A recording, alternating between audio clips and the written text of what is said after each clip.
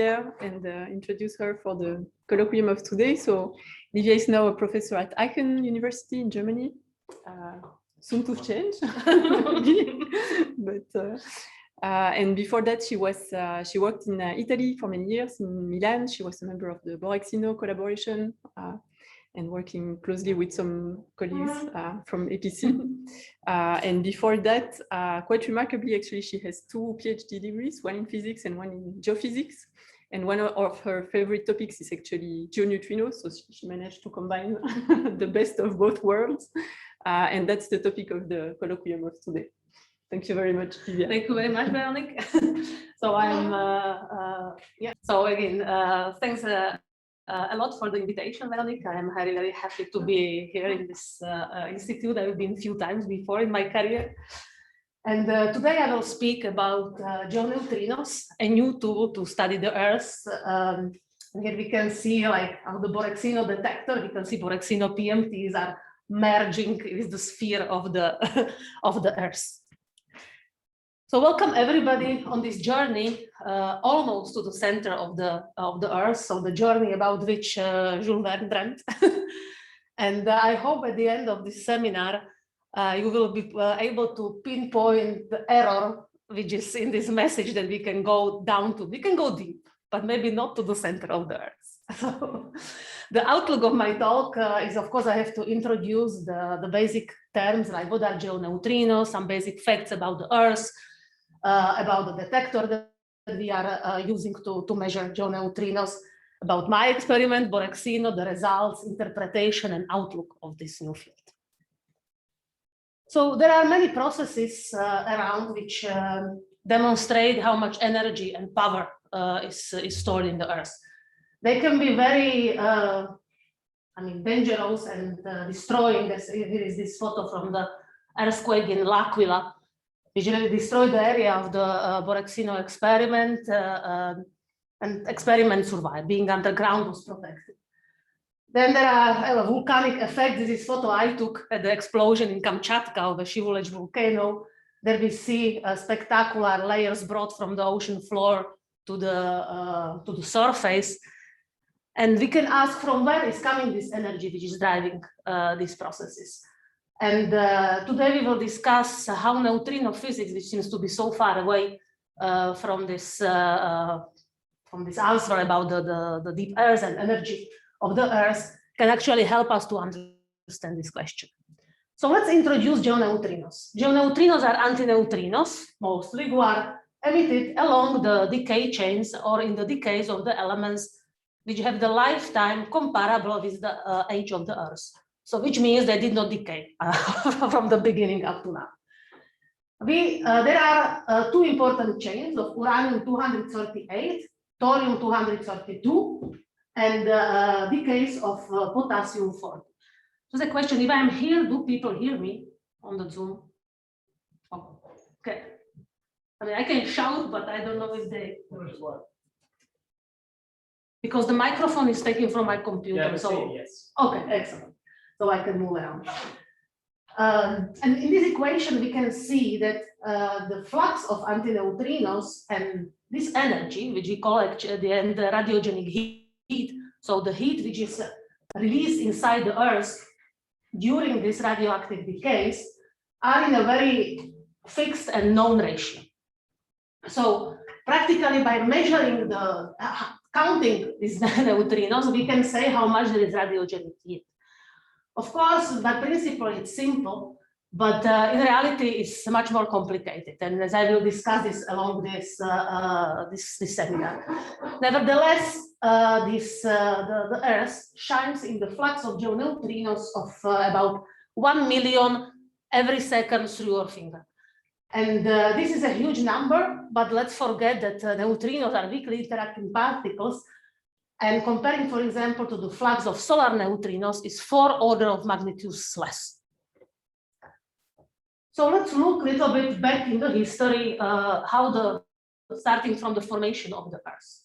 The Earth was created in the process of the accretion of small irregular objects. As the gravity was rising, so the proto-Earth was starting to be more and more spherical.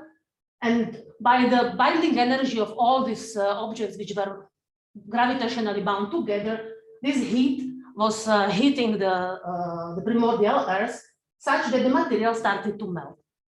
The first to separate was metallic core, which segregated from the silicate, which practically means rocks. You have silicon, and also this is the bound of things that we call normally rocks.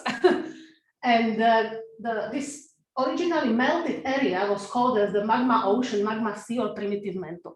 Please remember this because this object is the one which geochemists today model its composition. Later on, this primitive mantle differentiated in the present day crust and the mantle. So chemically, roughly, we can say that this primitive mantle is an average composition of the today crust and the mantle.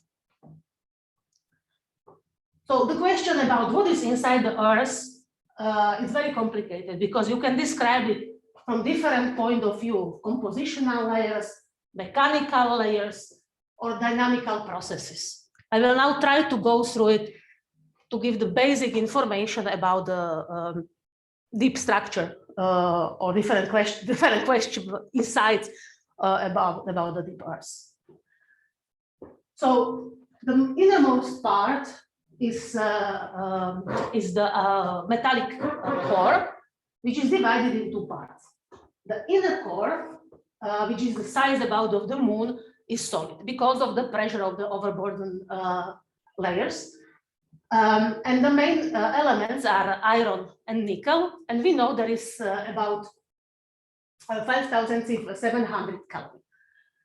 The outer part of the core is also huge, and has a mixture of about 10% of a light element. And we actually don't know what it is, and Lucas is trying to, and the group here is trying to develop methods of the neutrino tomography, how actually not geoneutrinos, but other kind of neutrinos crossing the Earth can give us some information about this. Then there is the transition area, so-called D double prime layer, which is a big semi-discontinuity, and it's kind of not very well understood what exactly is going on there. After that is the silicate part, the rocky part, with the huge volume of the lower mantle, which are practically rocks, not melted, so it's not a normal liquid, but it's very plastic. So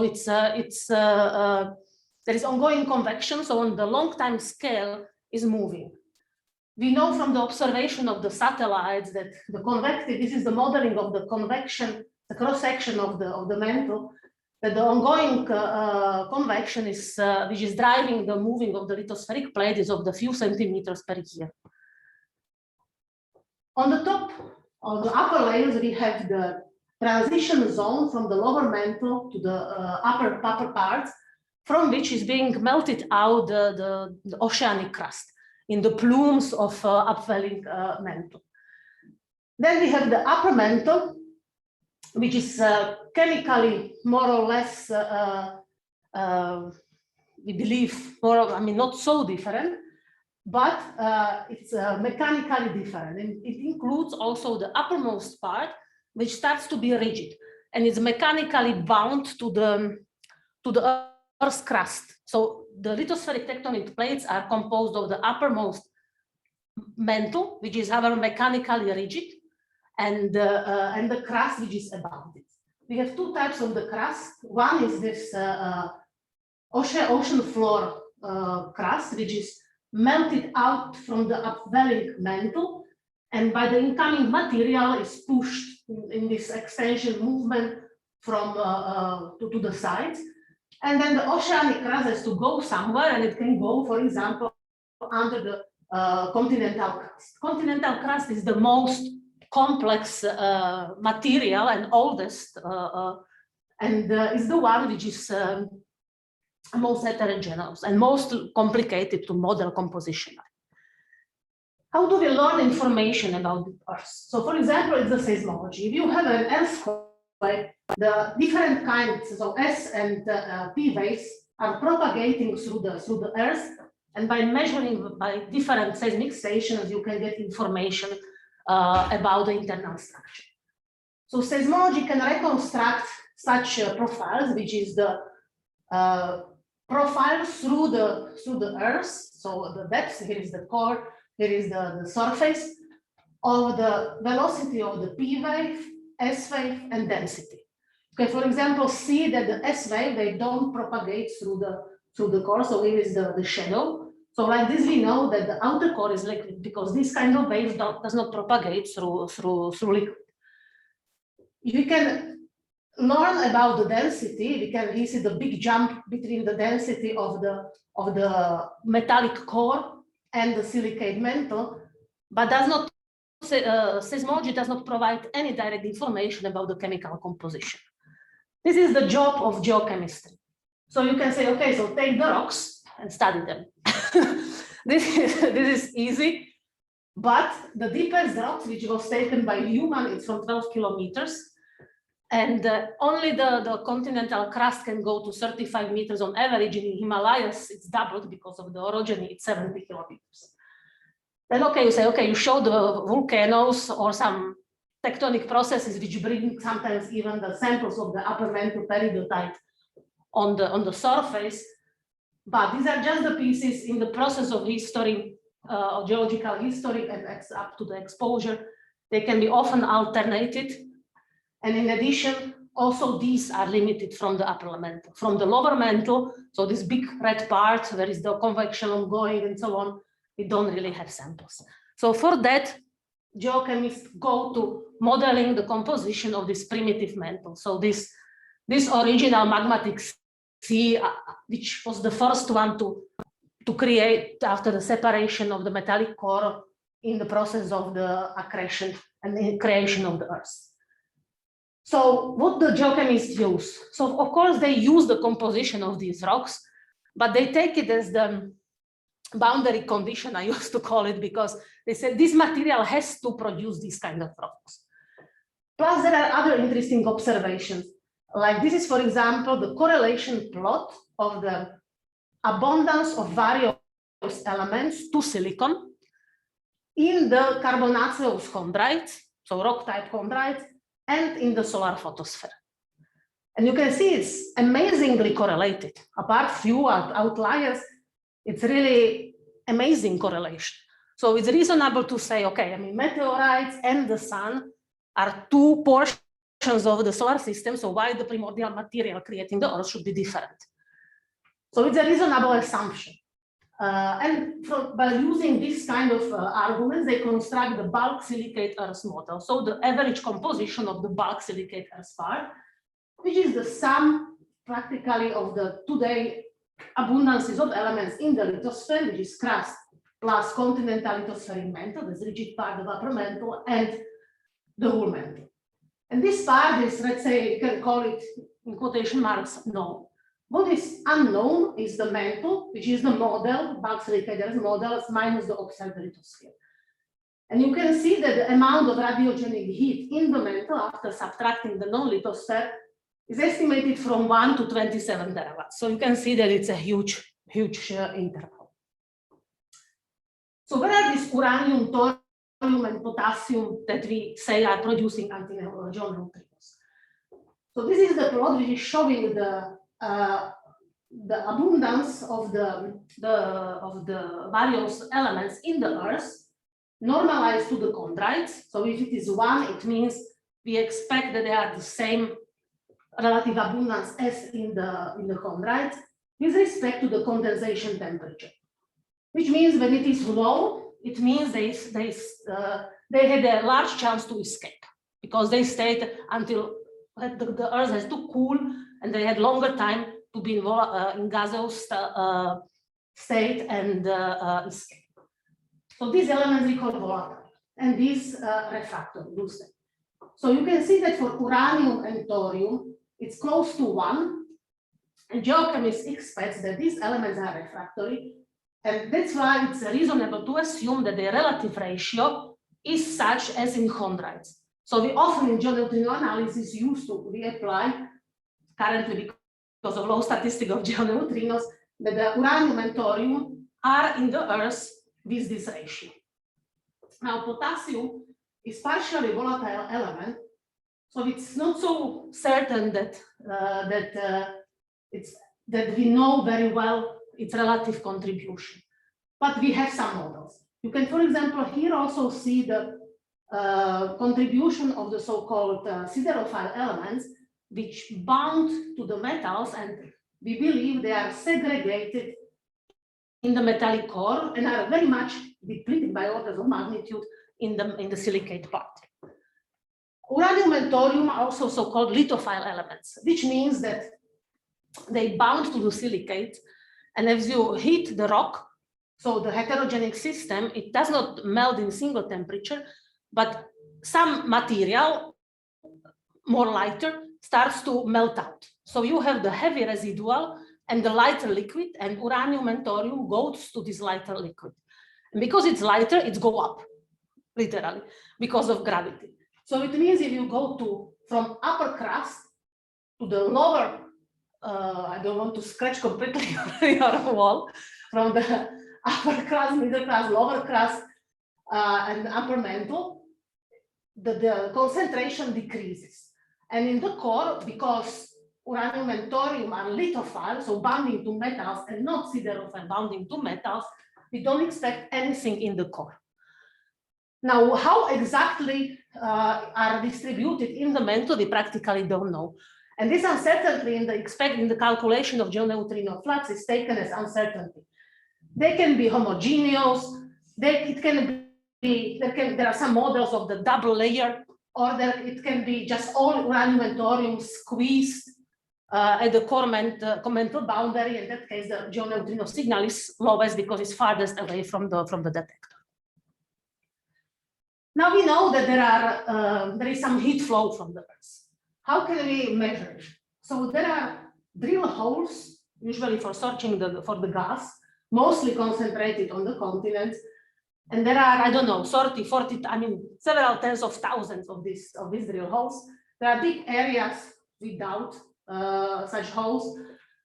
And by measuring the temperature gradient over there, one can do models of the heat flow. By integrating this, geophysicists came to the number of about 47 plus minus 2 terawatt, which is kind of the upper limit of this total heat. There are two big contributions to this number. One is the latent heat from the times of the accretion of this smaller object. This part, don't update my Acrobat. Okay. So this part of the latent heat from the part of the accretion of the Earth, it's one, let's say, half, we don't know. You can see this is the interval of the estimation, it's still quite unknown. And geoneutrinos cannot say anything about this, but this red part is the radiogenic heat. Lithospheric 7 to 9 terawatt, it is the known part of the lithosphere, and this is 1 to 27 terawatt from the mantle, and this is the part on which geoneutrinos are expected to happen. Oh, now it's closed the Acrobat, and it does not want to show, I mean, the update.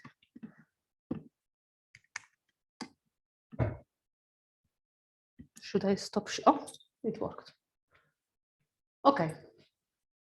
So once again, geoneutrinos, by measuring their flux, we can connect the abundance of the radioactive elements and the radiogenic heat. Of course, the flux depends on the distribution of radioactive elements, as well as the interpretation of the geoneutrino flux to the radiogenic heat goes through some assumption of the radiogenic, of the distribution of these elements in the Earth. And thus this field is really a truly interdisciplinary field called neutrino geoscience. And apart this main goal, there are further goals. For example, to check if this uranium and thorium ratio is such as we expect, as we observe in meteorites, if the mantle is homogeneous, if there are some additional heat sources like the georeactor and so on. Based on this modeling, one can also calculate the so-called geoneutrino signal, but they skipped some, no, okay, it comes. signal, which is often expressed in the terrestrial neutrino unit. TNU means one event per 10 to the 32 target protons. I will explain later why target protons, which means 1 kiloton detector, where Borexino is 1/3 of this, 300 tons. For 1 year, for 100% detection efficiency. And our efficiency is about 80%, not 100. And you can see even the strongest signal from the crust is up to the 50 TNU per year, per 100% detector per 1 kiloton. And this 50, it's in the area of Himalayas where you have double crust. Then you go to realistics, Japan and Gran Sasso, you have about 30 per year for a 1 kiloton detector. And when you go to do the expectations for the mantle, you can see that even in this model of the dishomogeneous mantle, where the uranium and thorium is concentrated in these areas of the observed larger shear velocity provinces, about which Lucas knows very well, even then the largest signal under Africa is about 10 TNU. So it's very challenging to measure geoneutrinos. Quickly about neutrinos from the physics point of view. You know, I drink for them. So we know that neutrinos are exceptional in the fact that their mass, even if we don't know what their absolute mass is, what we know that it's several orders of magnitudes lower than for other fermions, so we don't know why. They are difficult to detect because they interact only via the big interactions, and we need large detectors, underground laboratories to shield from the cosmic radiation. We need extreme radio purity, which is difficult experimentally, but it's also important because they bring unperturbed information, for example, also from the deep Earth. There are many open questions concerning the neutrino physics. I don't go through this, which is, however, not hindering us from exploiting geoneutrinos to study the Earth.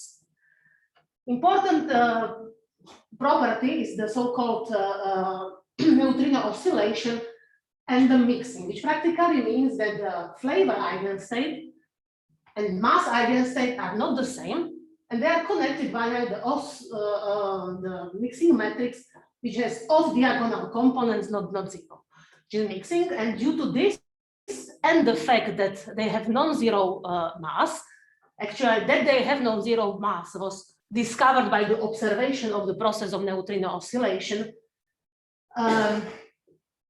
which practically means that even neutrino is produced in a certain flavor. For example, in electron flavor during the radioactive decay of uranium and thorium J. After propagating through some distance and after some detection, you have non-zero probability to be detected as another flavor. As I will show, since we measure geoneutrinos only by the charge current interaction, which is sensitive only to the electron flavor, what has turned to non-electron flavor is invisible for you. So you better understand what the oscillation probability, which is dependent on the baseline and energy of neutrinos, what probability is the survival of electron flavor. There are many sources of neutrinos, which in the nature and constructed by humans, with the energy spanning through orders of magnitude, but geoneutrinos are in the energy range of MeV neutrinos in the same way as antineutrinos from the nuclear power plant, which is the most important background for measuring geoneutrinos. There are two experiments which so far measure geoneutrinos. It's KamLAND in Japan and Borexino in Italy. They are both liquid scintillator detectors of large volume, high radio purity, and underground laboratory. They are at two different hemispheres and far away in different geological environment, and therefore they are very interestingly not compatible. How to say? Just cannot get the word. Like alternative to they complement each other. KamLAND is about 1 kiloton. However, Borexino is 1/3 of it, it's about 300 tons. Originally, KamLAND was constructed to measure reactor antineutrinos, So originally, of course, they had large reactor antineutrino background.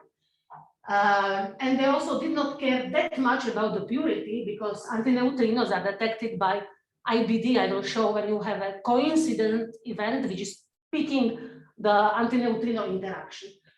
Borexino was made to measure solar neutrinos by elastic scattering. So the single electron is impossible to distinguish from the electron or gamma of the radioactivity.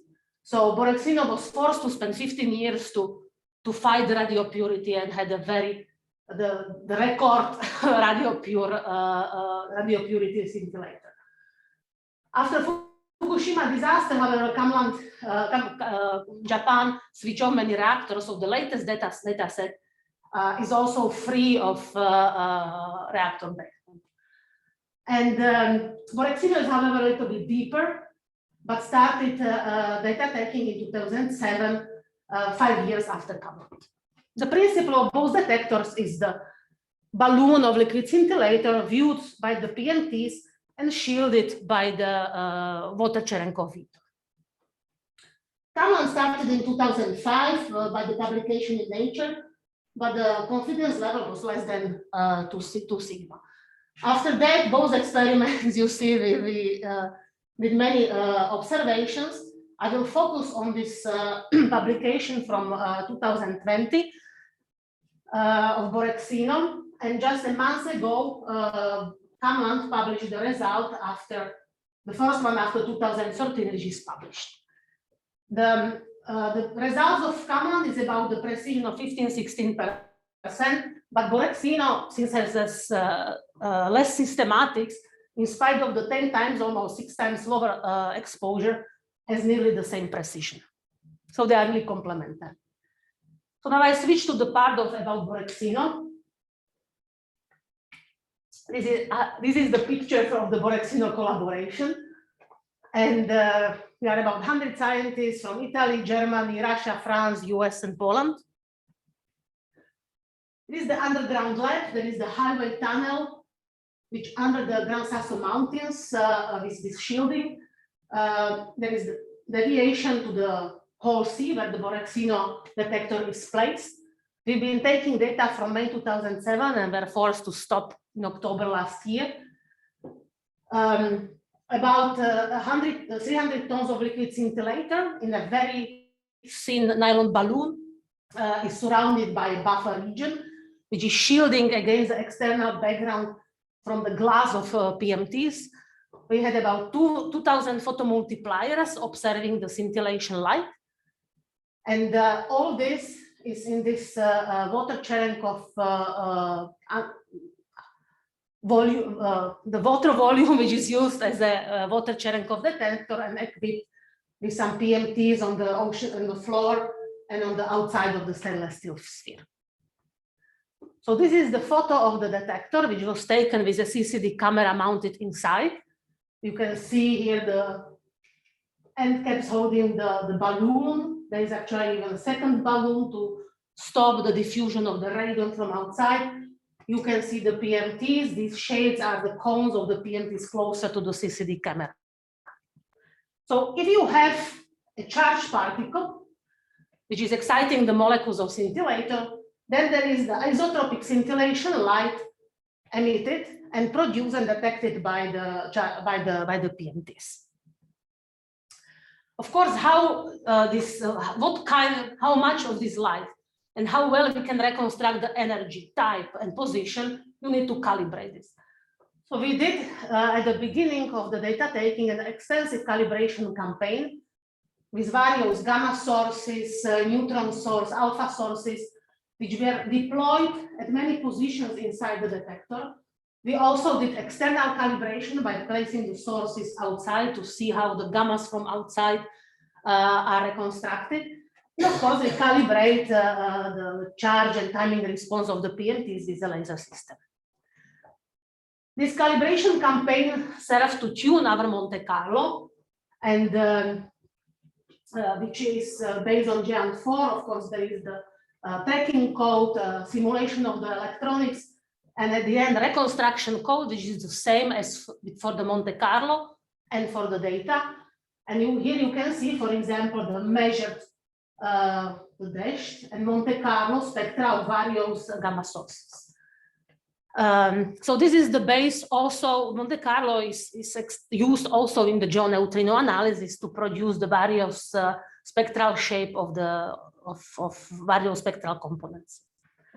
So finally is in detail the interaction of the inverse beta decay, which is a charge current interaction. So it means it's mediated by the charge W boson, electron flavor antineutrino only because of this coupling here. So what is creating this positron, and proton is turned to neutron. Because neutron is heavier than proton, you need energy.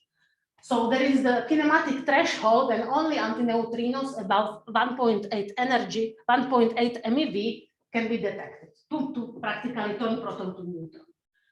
The positron which is created is depositing energy, and this kinetic energy of the positron, which is above the threshold, so above 1.8, is deposited quickly in the scintillator.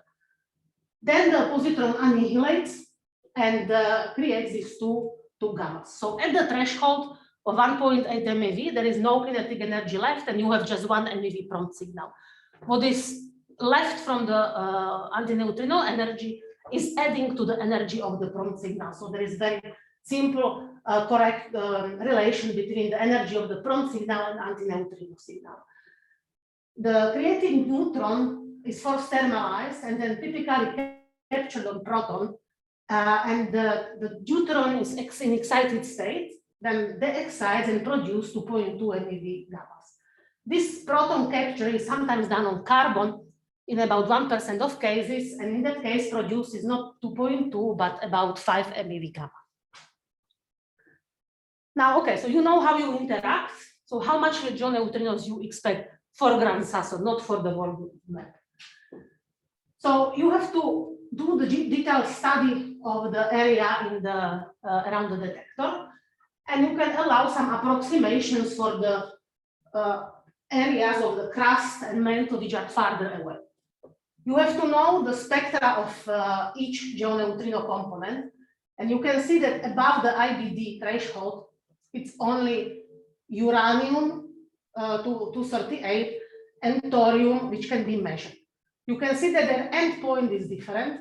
Thorium is ending here, but it's practically the same shape as this part of the uranium, and uranium is the one which continues up to the 3.3 MeV.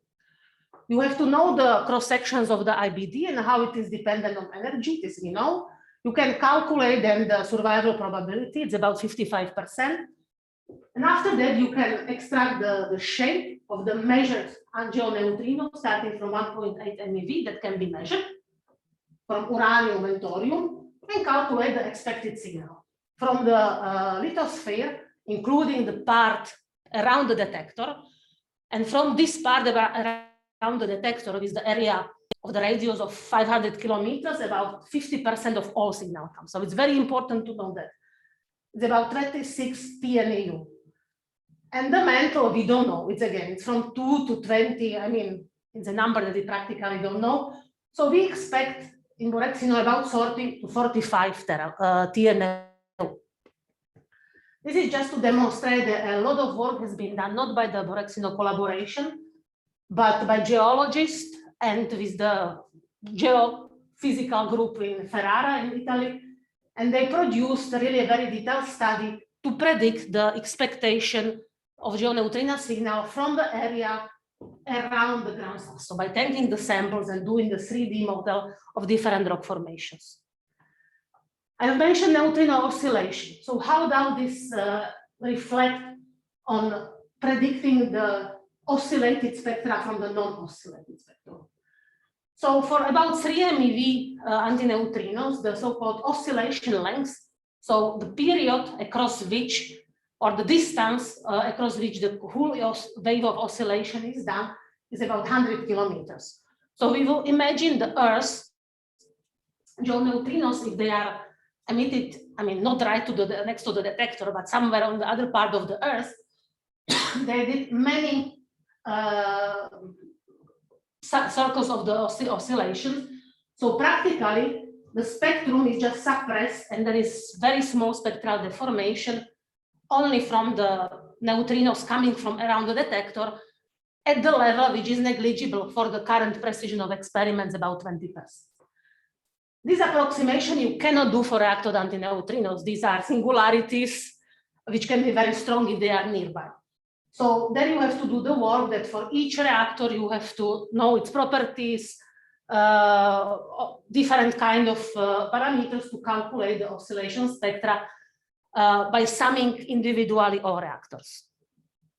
Okay, so finally you search in your data the IBD candidates by searching the events which are prompt and delayed. You do some energy cuts.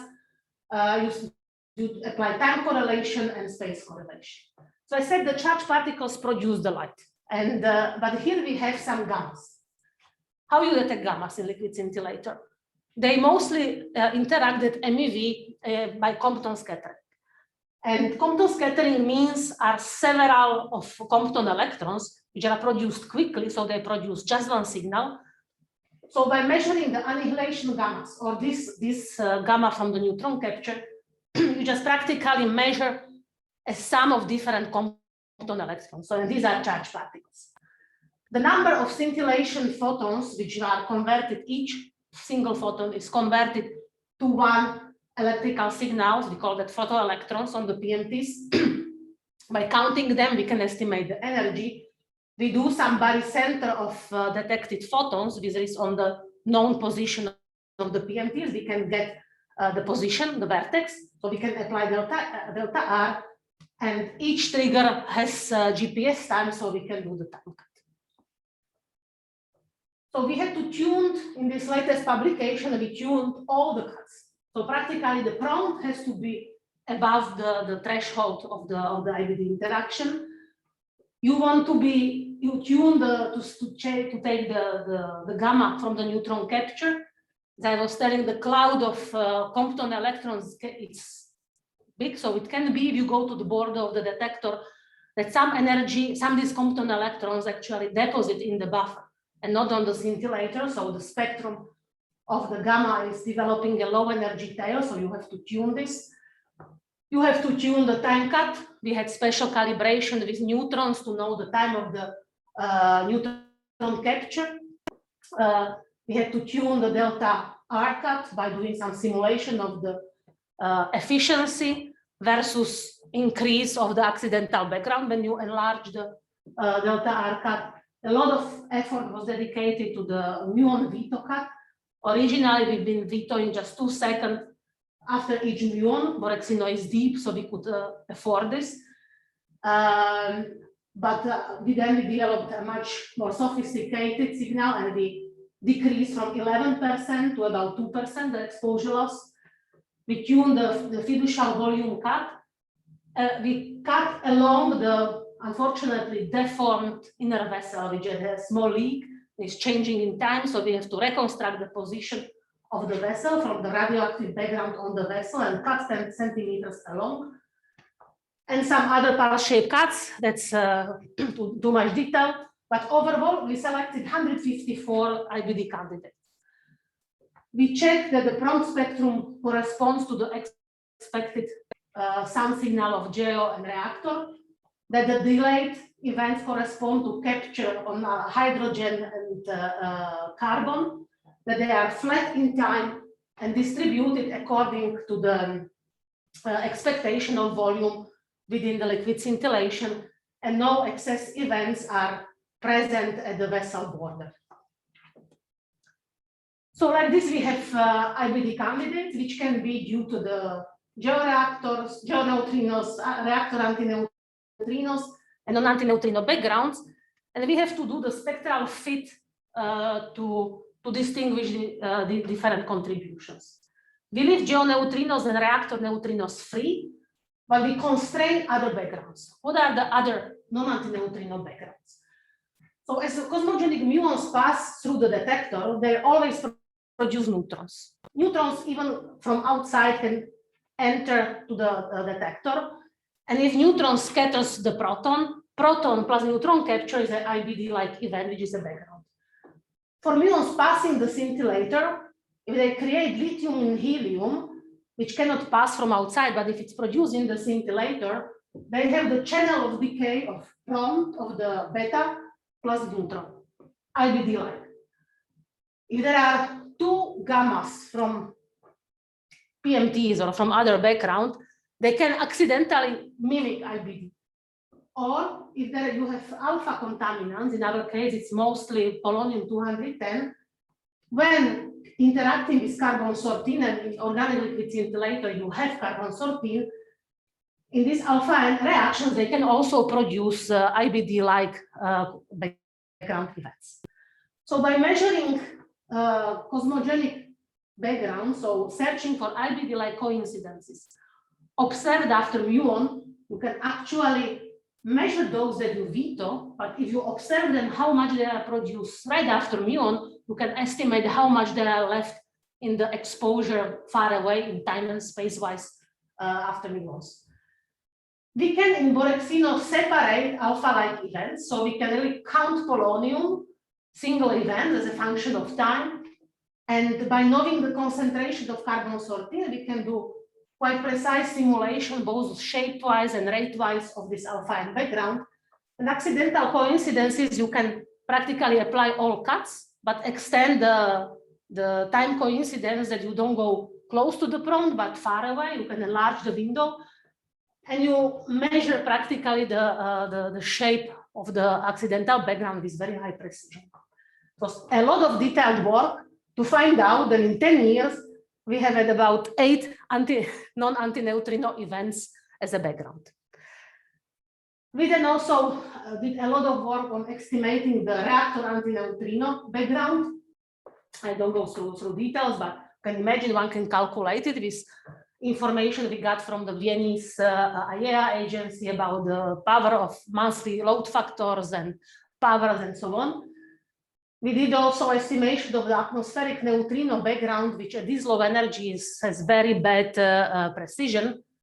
We estimated to have 50% uncertainty and treated this background at low energy as a systematic effect. And finally, we did our fit. So here is the energy spectrum of the prompt expressed in the charge when about 500 photoelectrons is roughly 1 MeV. Which is fit with geoneutrino spectrum, which is in this case sum of uranium and thorium fixed to the chondritic ratio as observed in the chondrite and in the photosphere.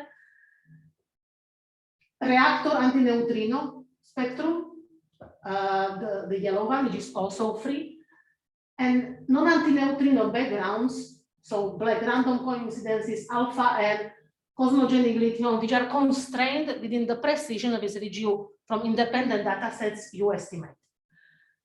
And like this, all these PDFs are produced with the full Monte Carlo that I described, this tunnel calibration and cross-checked. So you have the PDFs, and their amplitude is free fit of the parameter of the fit. On this plot, this is the contour plot of the number of geoneutrino events. So this is this 53, the best fit, and about 90 of reactors. These are the contour plots, and you can see that reactor antineutrinos, the best fit is completely compatible without any constraint with the expectation, and this is the expectation of this and without the 5 MeV bump. So this precision of the shape of the spectrum, if you leave the rate free, it's practically irrelevant, but conforms of a precision on measuring the antineutrino spectrum. Then we converted this number of geoneutrino events to the signal in TNU. This is about 43 with this error compared to prediction of BEC models. For all of them, the contribution from the crust, local crust, or in brown, the far crust is the same. And in orange, what each bulk silicate Earth model leaves to the mantle. And you can see we are considering the errors compatible with all of them, but we prefer those with the higher uranium and thorium content, predicting more signal from the mantle. This is the comparison of our spectrum with the spectrum from 2022, so recently published by KamLAND, in 3 periods. They did not publish a summed spectrum. So the first period is You can see here they are finishing at the end point of geoneutrinos. So these blue are geoneutrinos as these blues, but they are ending here in the spectrum. Sorry, the graphics is different. This white part is the reactor as the yellow one, and non-antineutrino background, which is in Borexino almost not visible, it is black and green, is this green and red. So you see at the beginning, in the first period, they had a lot of background. In the second period, they purified the liquid scintillator, so this part disappeared, and the later signal in the period 3, which is however the shortest one, is with very little reactor background. Overall, they detected about 183 geoneutrinos, Borexino 52, and the error is more or less the same, little bit is smaller of KamLAND. Both experiments did also the fit with the uranium and thorium component free. However, we provided that for the exposures that at least to Borexino are provided, if we generated random toy spectra with the constraint of uranium and thorium ratio, the fit cannot return. So we don't have sensitivity to it. So we did the fit, but it makes no sense to constrain the thorium and the uranium ratio if you have no sensitivity. Nevertheless, we are compatible with this ratio, but the problem is that practically you can explain the geoneutrino signal with either uranium and thorium. We did another exercise that because we know the lithium, the lithospheric contribution rather well, you can constrain this in your fit and leave the rest free and say this must come from the mantle. That's what we did, and we confirmed the mantle signal at 99% confidence level, assigning about 23 events to the mantle to the overall signal of 21 TNAU. Now, what does this tell us about the radiogenic heat? This is rather complicated plot.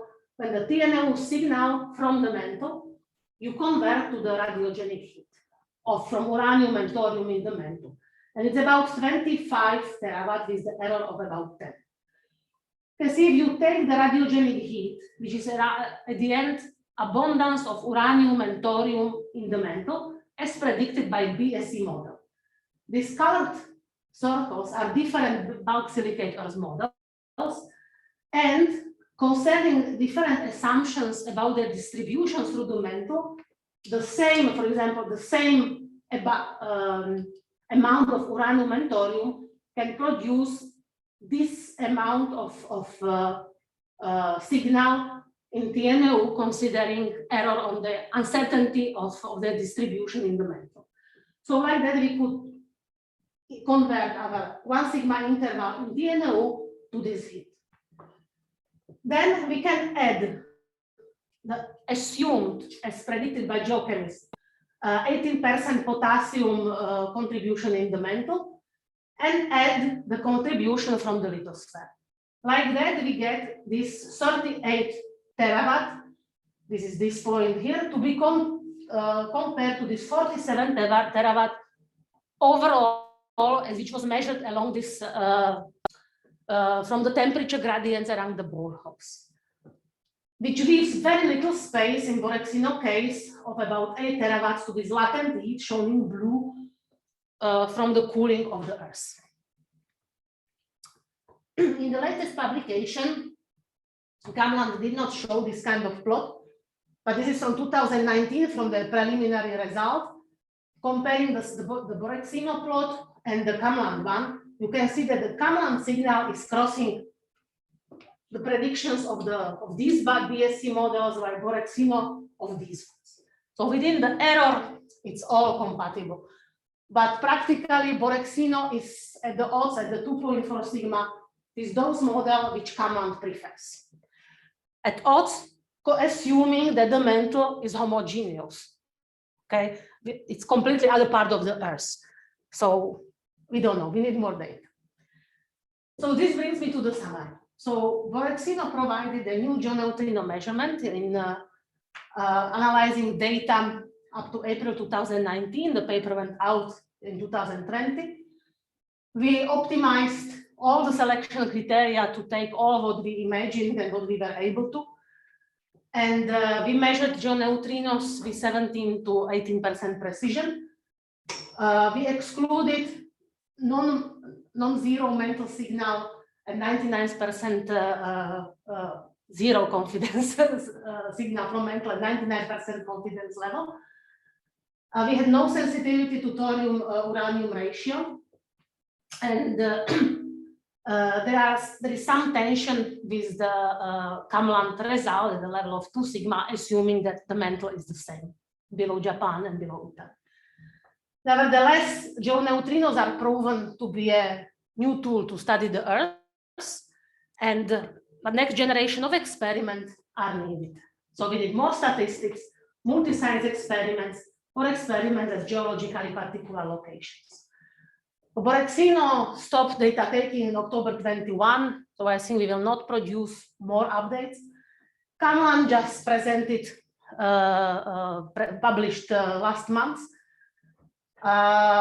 So I don't think that from Borexino or KamLAND a breakthrough can come on this in this field.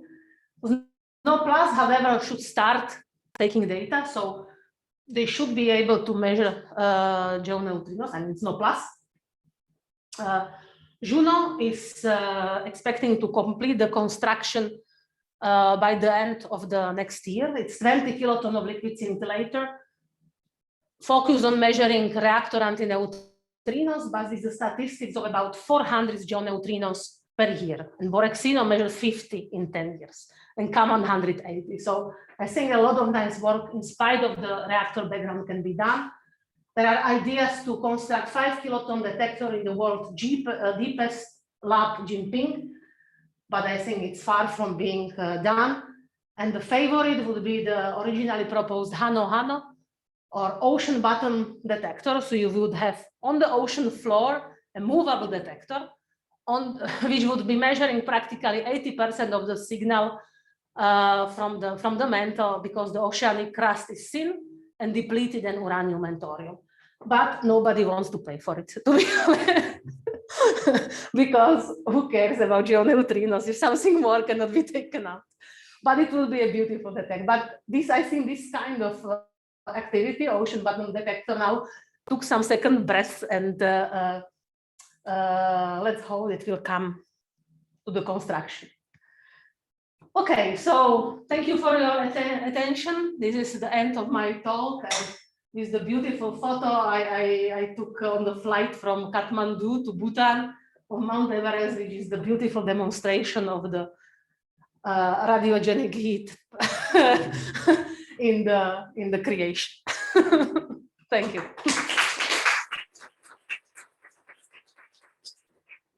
Thanks a lot. Questions from the room?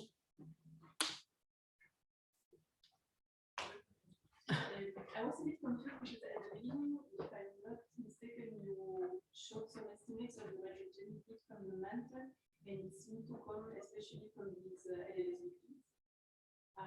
But then when you presented the analysis by Borexino there, the assumption was really of a homogeneous mantle. So is it like a prediction that the signal should be higher from the LLSVPs? No, this is it's a good question. It's complicated. I mean, this plot, if you take a single amount of uranium and thorium in the mantle, okay, the amount in the kilograms of uranium and thorium, this can be converted to terawatt. This is 1-to-1. But how much signal you expect, the spread of this interval? Okay, this is the interval, this cone or arrow, which is expected. The width of this for one about abundance is because of this. So we did consider the different models. It was, maybe I showed it too early in the slides.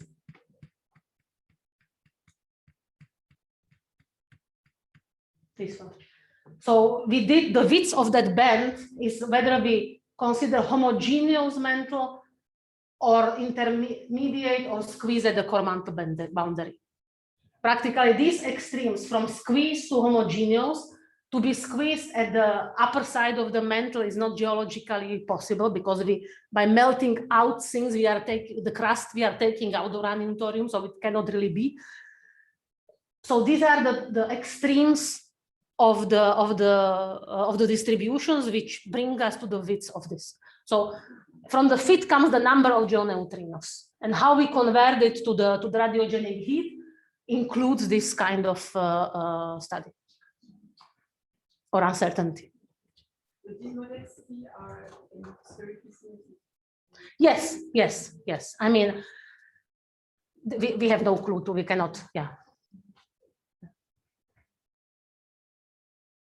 I think also from this workshop in the US, like that, how are the characteristics of the seismic discontinuity below Pacific, below Africa? Geophysicists expect it to be also a chemical discontinuity. And the plot which I show on the GeoNu signal, this one assumes that the seismic discontinuity is connected also with the, let's say, inhomogeneity of the uranium and thorium distribution. So did some assumption keeping the total amount as expected by the BEC model. But this is too much to, this was not considered in the, but it's probably this variation is included in these extremes of squeezing everything at the core mantle and making it homogeneous. You had another question? Yeah, go ahead. Yeah, it was not expected that later. What is the interest of an indicator like Geoneutrinos? Because you said that it was surrounded by a big amount of. Exactly. I mean. That means it will be mostly sensitive.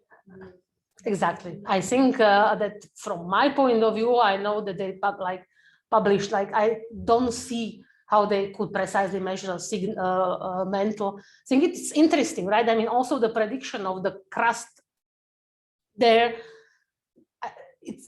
it's interesting measurement, but I don't think for constraining the mantle signal, because exactly with double crust, it's so difficult to model that, and it will be so much, the mantle signal there will be so relatively little that, yeah.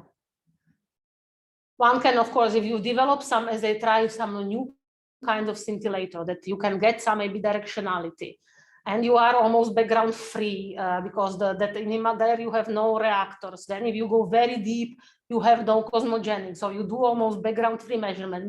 This may be some directionality, yeah. But I think from this point of view, it's not very fortunate location to measure the mantle signal.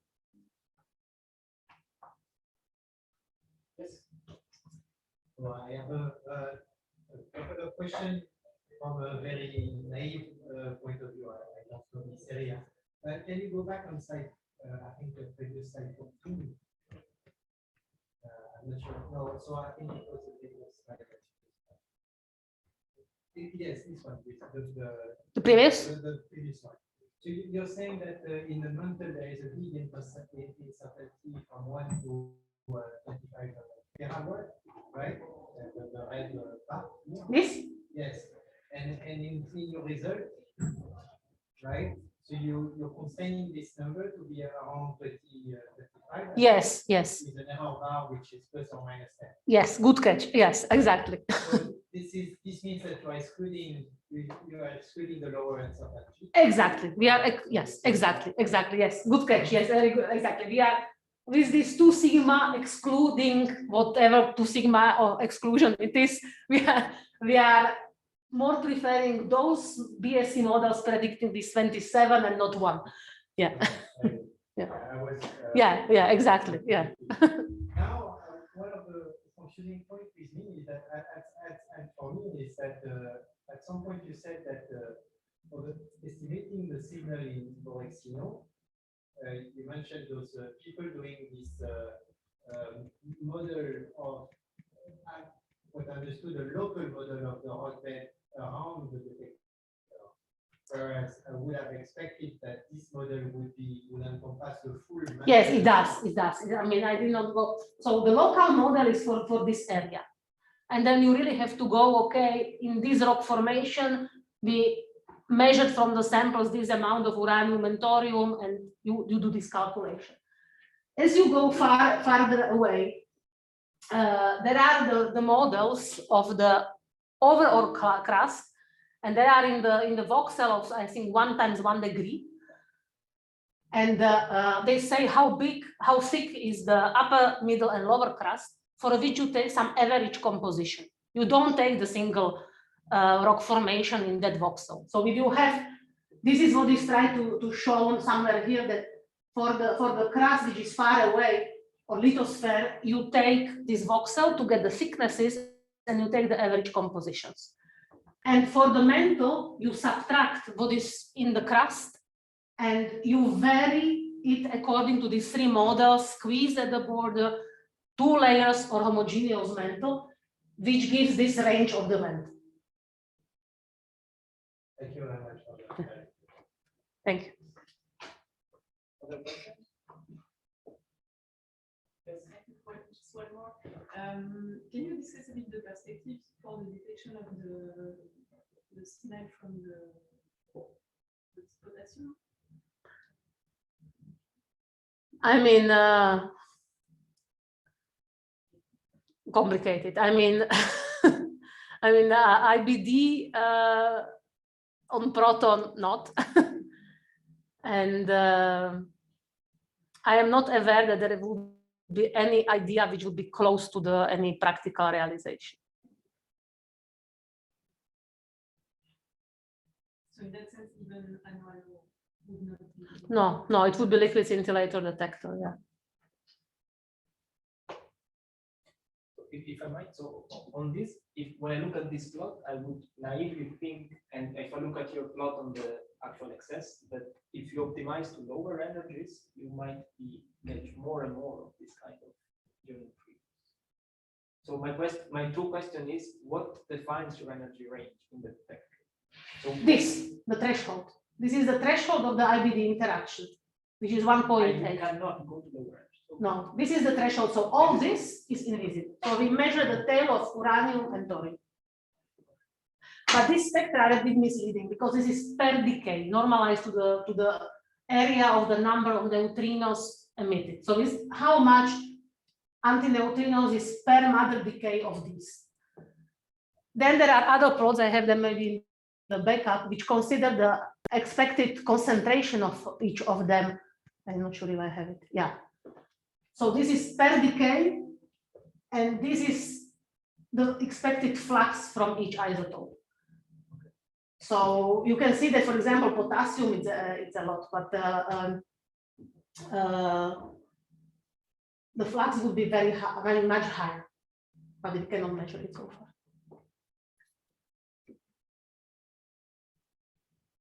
Other questions in the room? Oh, yes. So we spoke now about this production in the mantle. Do you know what is the production in the core, or what prevents the outer core to be solid? What prevents? So there are some ideas about extra energy sources, but I mean the most of the heat is the latent heat. I think on this from the creation, the georeactor. I think I have some. Do I have some slide on this? No, I remove it. So practically, no, I have it. So there have been ideas that in the core, at the core mantle boundary, that there could be some uranium fission ongoing. So, and this spectra would have similar shape as the reactor spectra. Practically, we change whether it is here, here, or here. The oscillation pattern is so quick that much quicker than the energy resolution. So the energy spectra that does not change with the distribution. So what you can do, the fit that instead of keeping reactor free, we measured it, you constrain it. We predicted it by calculation with 5% precision, with all the strange systematics, which for this precision we don't care. And if you constrain the reactor spectra, you can see what excess, what space you have for this kind of georeactor spectra. which is very similar to reactor spectra. And like this, we could constrain that, okay, we could not see more than 22 georeactor events. And this can be converted to different, this can be converted to TNO, and then to different power in case of different distances to the detector, right? I mean, the same flux, if it's farther away, must be stronger source than if it's nearby. And we practically also excluded, and also KamLAND has now they know very well the reactor background, so they also excluded it. So georeactor is one hypothesis, but not very widely accepted and also quite excluded. And there have been some ideas about potassium in the core, which were also radioactive decays. There are some other source of heat is the change of the phases, so the latent heat. But I think most is assumed to be from the latent heat. But actually, like what is keeping on going the convection also in the mantle, it's which I incorrectly called this like geochemical. We used to use this geodynamical model. I think these two models are mostly those saying by geochemists by studying the meteorites. But this one is mostly that by as I understand, by geophysicists, it's saying to keep the convection ongoing. And this one, this is the totally upper limit, like fully radiogenic, if all 47 terawatt would be produced only by radiogenic, which is certainly not the case. But it's like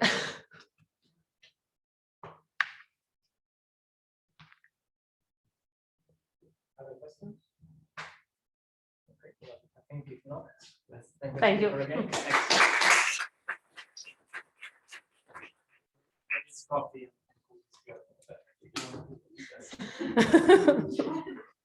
Thank you, everybody. Also. Thank you.